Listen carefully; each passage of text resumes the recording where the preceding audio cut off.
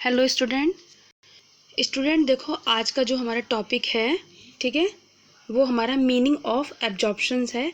Okay, last class में मैंने आपको सेलिंग एंड डिस्ट्रीब्यूशन ओवरहेड्स वगैरह के बारे में आपको बताया था मैंने, ठीक है, एलोकेट करने के बारे में। आज हम एब्जॉर्प्शन अपना टॉपिक का स्टार्ट कर रहे हैं। ओके स्टूडेंट, देखो एब्जॉर्प्शन का मीनिंग भी देखो स्टूडेंट एलोकेट करना ही होता है, ठीक है, क्लासीफाइड ही होता है, ठीक है। देखो, once the total overhead cost of various production department is ascertained by mean of allocation, apportionment and reapportionment, these costs should be charged to the cost units। Okay, ये बता रहे हैं स्टूडेंट कि हमारे टोटल ओवरहेड कॉस्ट जो होती है, ठीक है, और जो हमारे बहुत सारे प्रोडक्शन डिपार्टमेंट में आती है, जैसे एलोकेशन हो गया, अपॉइंटमेंट हो गया, रीअपॉइंटमेंट हो गया, तो ये सारी कॉस्ट जो है हमारी, वो हमारी कॉस्ट यूनिट को क्या करती है, चार्ज करती है।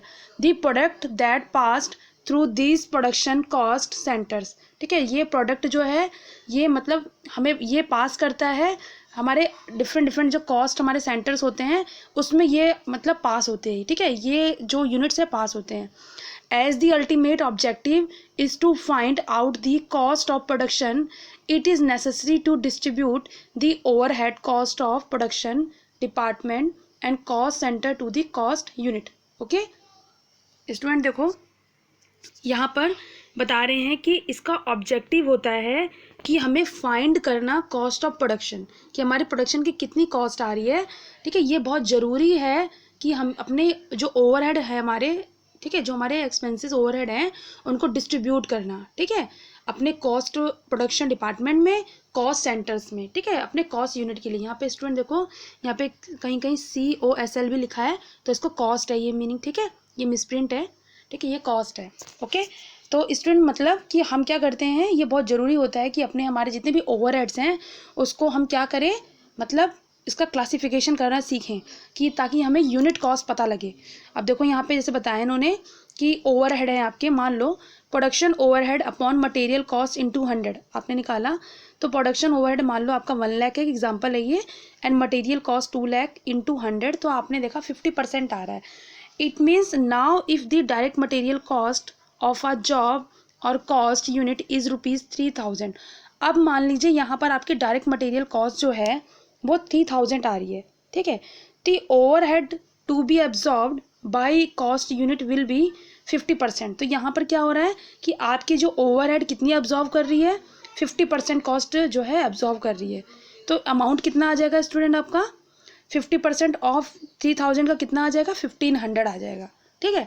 तो इसीलिए हमें बहुत ज़रूरी है ये निकालना कि हमारा एक यूनिट जो है कितनी परसेंटेज, कितना रेशो में वो ओवरहेड ले रहा है। ओके, आगे देखो, दिस मेथड इज सुटेबल, ठीक है, ये मेथड कहाँ का सुटेबल है, when the production unit are uniform, ठीक है, uniform size and make. Okay, mean जब हमारा प्रोडक्शन जो है, एक सेकेंड, जब हमारा प्रोडक्शन है वो यूनिफॉर्म में हो, मतलब पूरे मतलब वो अपने पर्टिकुलर पूरी यूनिफॉर्म में हो, हमें पता हो कि हाँ हमारा जो प्रोडक्शन यूनिट है वो इतने साइज में है, मीन आपको क्वांटिटी पता हो। Second, required same type of material in equal quantity, आपके पास बहुत सारा मटेरियल है लेकिन वो सेम टाइप का है और इक्वल क्वांटिटी में आपका बढ़ रहा है। Where material cost constitute a substantial proportion of prime cost, ठीक है, जब आपका मटेरियल जो है वो प्रपोर्शनेट हो रहा है, जब प्राइम कॉस्ट का मतलब प्रपोर्शनेट हो रहा है जहाँ जहाँ मतलब उसको ज़रूरत है। और डी पॉइंट है, where overhead contain a large proportion of cost related to material like purchasing, receiving, storing etcetera, जब आपके ओवरहेड जो है वो मतलब लार्ज पोर्शन ले रहे हैं कॉस्ट का, ठीक है, रिलेटिंग टू मटेरियल के लिए, जैसे मान लो परचेज कर लिया, रिसीविंग कर लिया हमने, स्टोरिंग कर लिया, तो यहाँ पर स्टूडेंट देखो क्या हो रहा है कि आपके पास मटेरियल की क्वांटिटी बढ़ रही है, परचेज करने पे भी, रिसीविंग पे भी, स्टोरिंग करने पे भी, तो यहाँ पर आपकी कॉस्ट निकालना बहुत ज़रूरी है, ठीक है।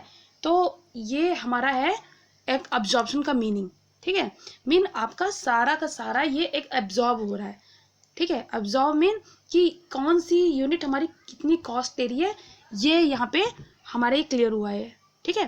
तो स्टूडेंट ये पॉइंट मैं यहीं पे ख़त्म कर रही हूँ आपका मीनिंग ऑफ ऑब्जर्वेशन का। नेक्स्ट क्लास में इसके आगे का हम टॉपिक करेंगे। Okay, thank you and bye and take care and please like and comment.